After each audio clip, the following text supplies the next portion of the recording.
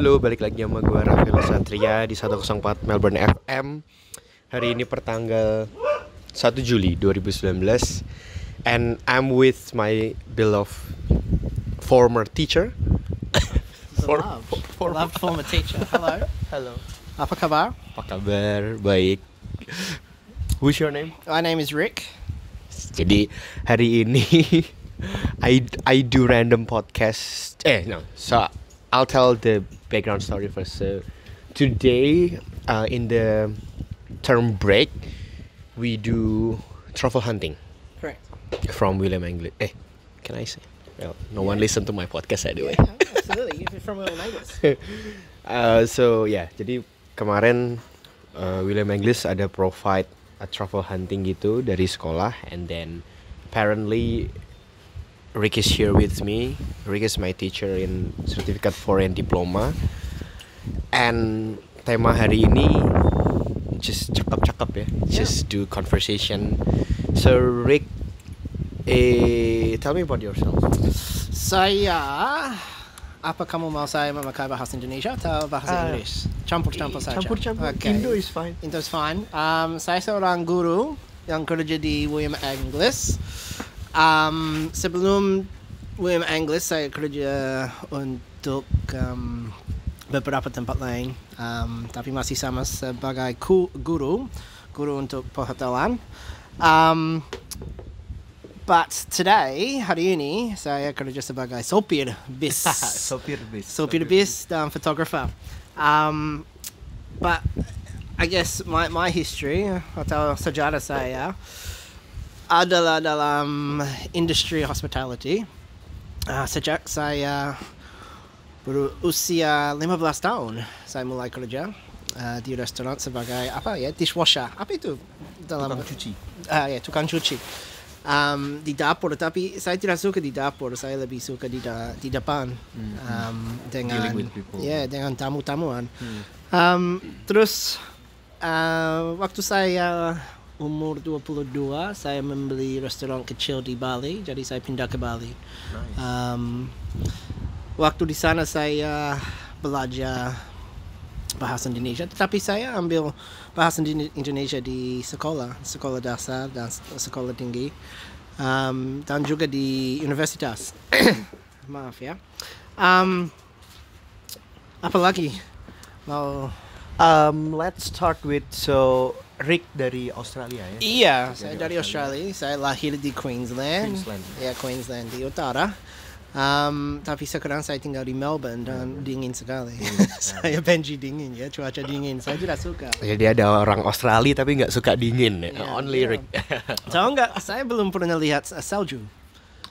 Really? Yeah, I've never seen snow. I've never touched snow. I've never seen snow. I've flown over snow, like in the plane. Well, I've never touched snow. I don't want to. I'm so cold. I hate it. I hate it. You're not interested anyway. Yeah, I'm not interested. But I've been working at William English for 2.5 years. I teach advanced diploma of hospitality management. So the subjects I teach is business planning, marketing, operate a bar. I teach coffee. I teach a real variety of subjects. And you were one of my students. You did quite well in my class, if I remember correctly. Yay! It was good. I enjoy it. It's lots of fun. I actually going to Indonesia next year. I've been awarded a scholarship from the state government of Victoria to go and study language. And I'm going to try and look for, I guess, work after the scholarship in something similar, a sort of similar role, I think, in Indonesia. But yeah, I'm not sure. Jadi, tapi culture di Australia bekerja di umur 15 itu normal ya? Iya, itu sangat normal. Karena di sini kami bisa bekerja part-time. Ya, saat masih di sekolah, biasanya kalau kamu di Year 10 atau 2 tahun sebelum selesai sekolah tinggi, kamu cari kerja untuk waktu libur, dan setelah sekolah atau after school. Itu biasa. Sebetulnya orang tua saya mereka encouraged me. They encouraged me to find work, and it's like, you have to work.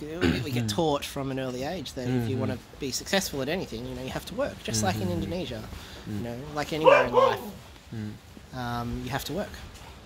Yeah, it's really good. Karena I think di Indonesia sometimes, I don't know, how do you call it, like Malas. not malas, the economy between Oh, people, it's different. It's harder. yeah, It's harder. it's like as in for some obviously for some people that can go study overseas, ya pasti orang kaya kan. Iya, betul. And sometimes malah orang tua mereka tidak mengizinkan untuk bekerja. Iya, Buat iya, apa? iya. And stuff like that. Cuman Iya. untuk Beda. beberapa orang, they work really hard. It's just Yeah. I think maybe it's a cultural thing. culture juga. Because from my experience, Indonesian parents or Southeast Asian parents or Asian parents, they want their children to, I guess, work smarter, not harder, because Indonesia specifically has come from such a hard era, hard period through the 70s, 80s and 90s, and with the economic recession in the 90s, and when the Asia financial crisis happened and everybody lost everything. It was a really difficult time, but also you have to remember, as Indonesia is growing, they're slowly becoming a more middle-class society and country. But it's people who are sort of your generation and the next generation, and maybe the generation before you. But if it's like your parents' generation, they're really encouraging their children to cari pendidikan, and become smarter. See, the difference is also the jobs that your generation are going to do, the next generation, they don't exist yet, do they? Who would have thought that you could make money doing a video log on YouTube or on Instagram? Exactly. Kalau kamu tanya ibu saya, apa itu influencer, pasti dia tidak tahu. Tapi sekarang gila. But you said if people go and study overseas, that maybe their family's rich, but I know a lot of people that their parents have taken a risk and have taken a loan for their children to go and study, and they have to pay a high interest just because they know there's going to be a better outcome towards the end.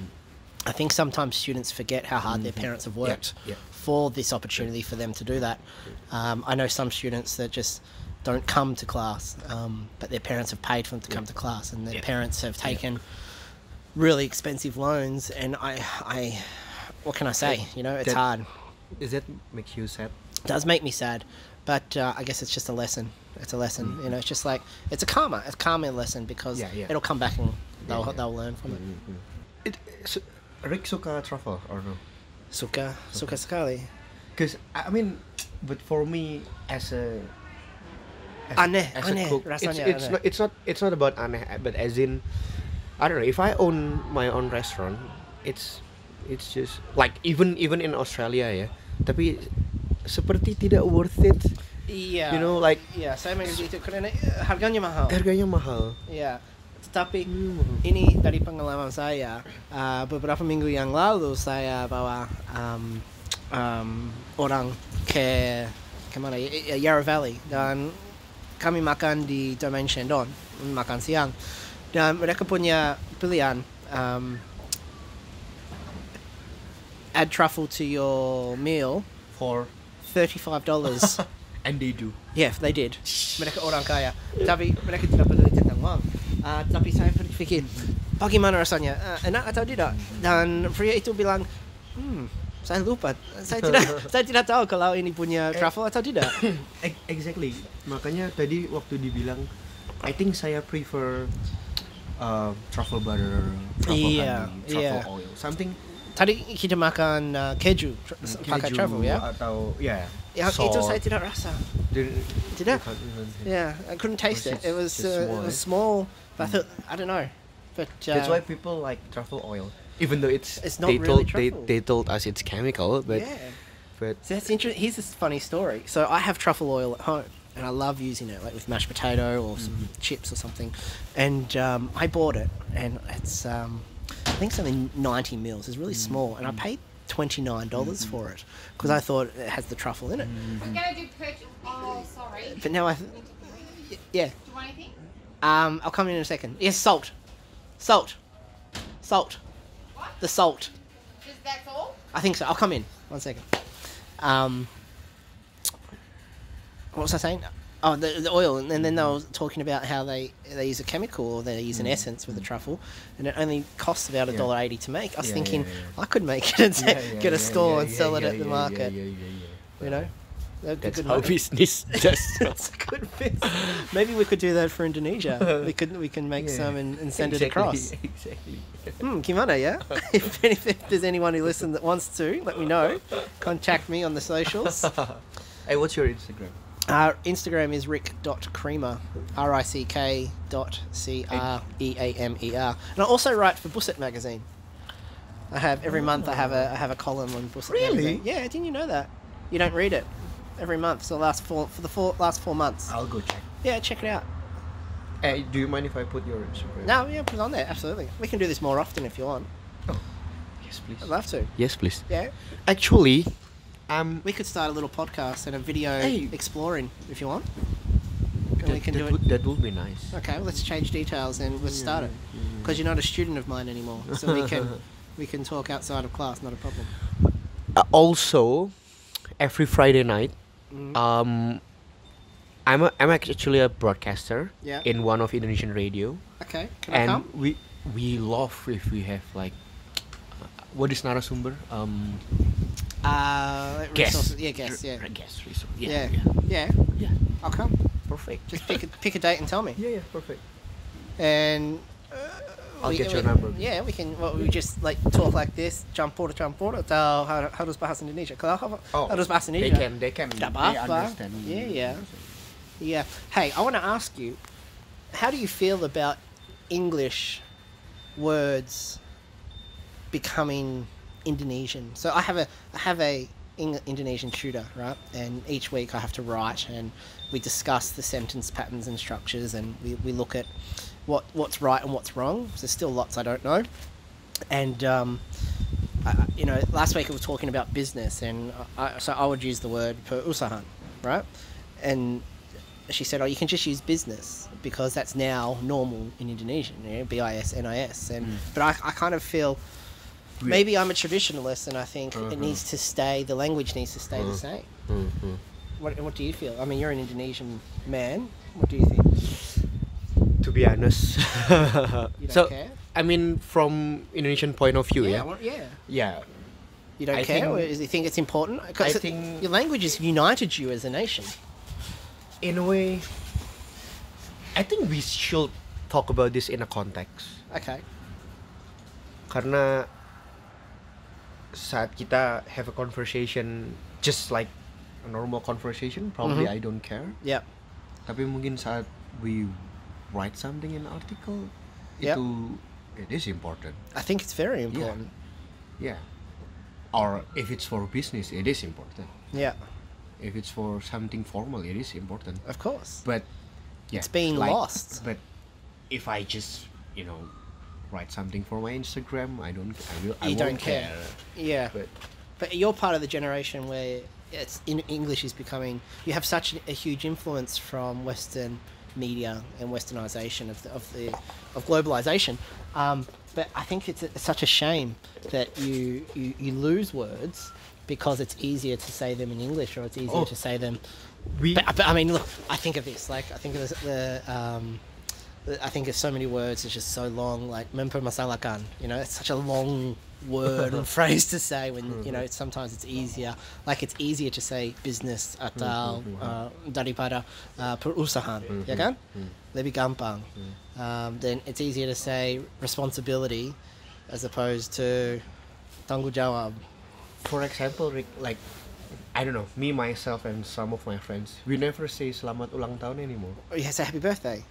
See, I think that's sad. We never say terima kasih anymore. You say thanks, or you say trims. What do you say? I say thanks. You say thanks. See, I think it's a shame because Indonesia has fought for its identity. But I agree with you. As in a way, there there are a lot of debates as in the internet, Yeah. debates in the internet where people just fighting because some groups of people say that we love Koreans culture as well, like Yeah. K-pop and Yeah, the yeah, yeah. boy band, and but for some people they don't even know.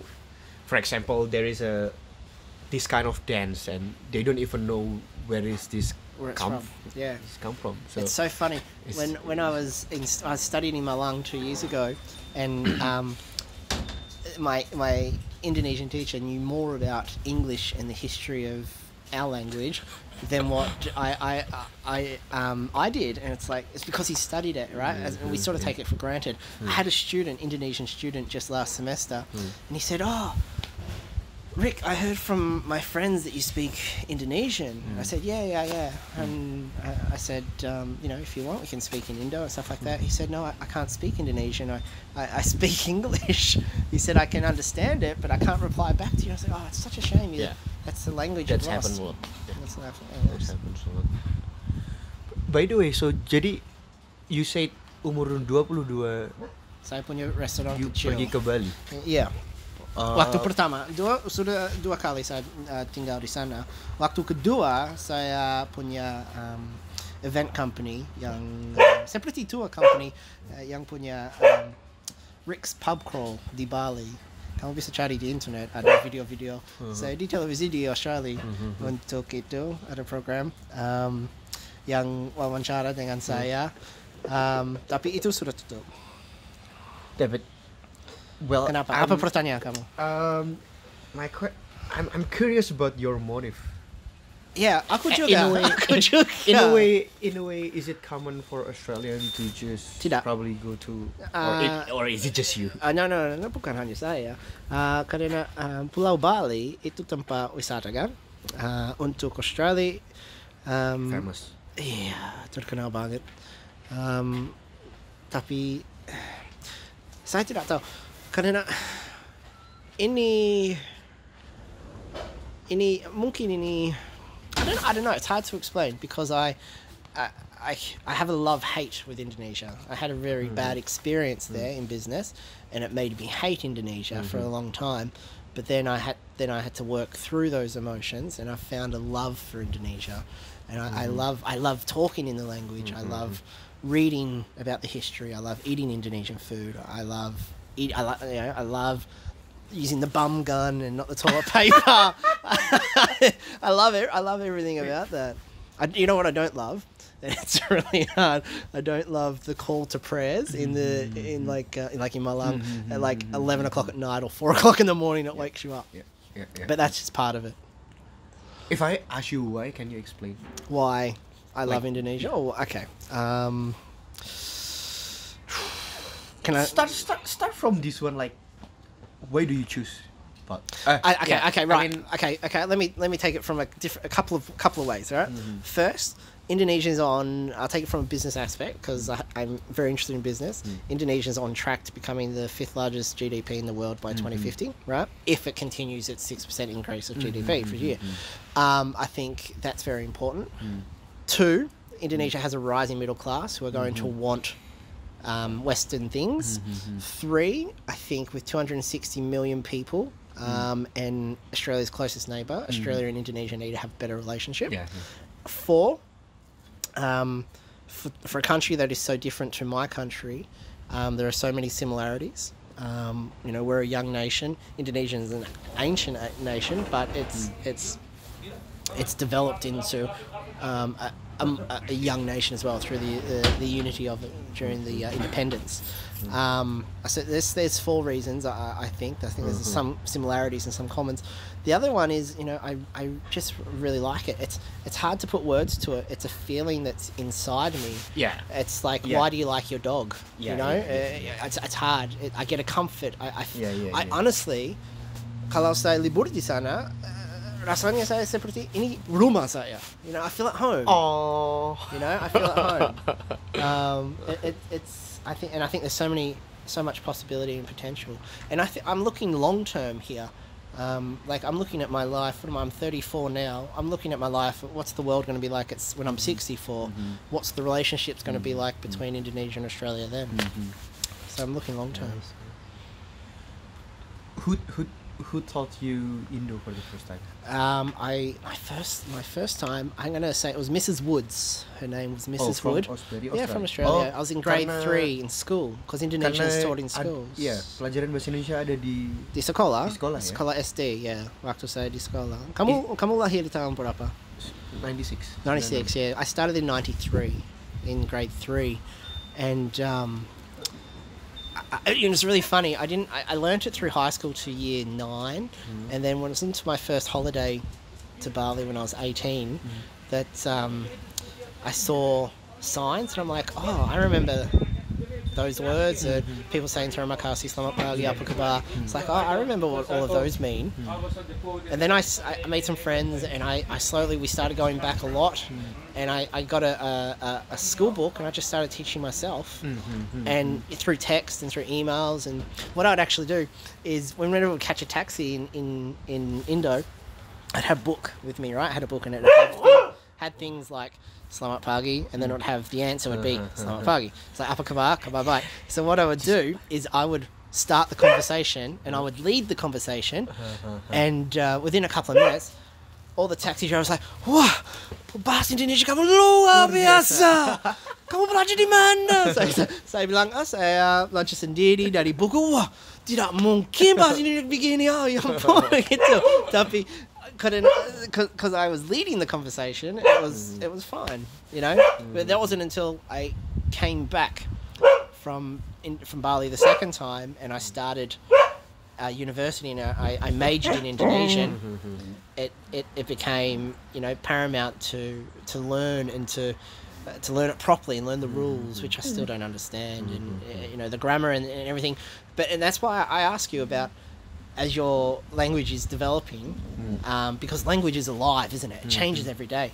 And it's such a shame that the traditions of Indonesian starts to go. I'm reading a book at the moment about the history of Indonesia, and I've just finished. I'm up to when Sukarno's coming through, and he's starting towards the end of the World War II. But I've been reading about, you know, the 9th century, up to the 15th century, and the spread of Islam, and how Javanese was so prominent, and the trading ports there. It's like there's so much history there, which I think is being forgotten by people. But you know, that's just the world we live in, so it's okay. Yeah, even The same. I mean, if you ask me about Australian history, I don't know. no. I was gonna implying like, now if you're going to CBD, you can't find Australia. Oh no, that's right. If you walk down the Melbourne CBD, the streets, it's like you're in Hong Kong. Betul kan?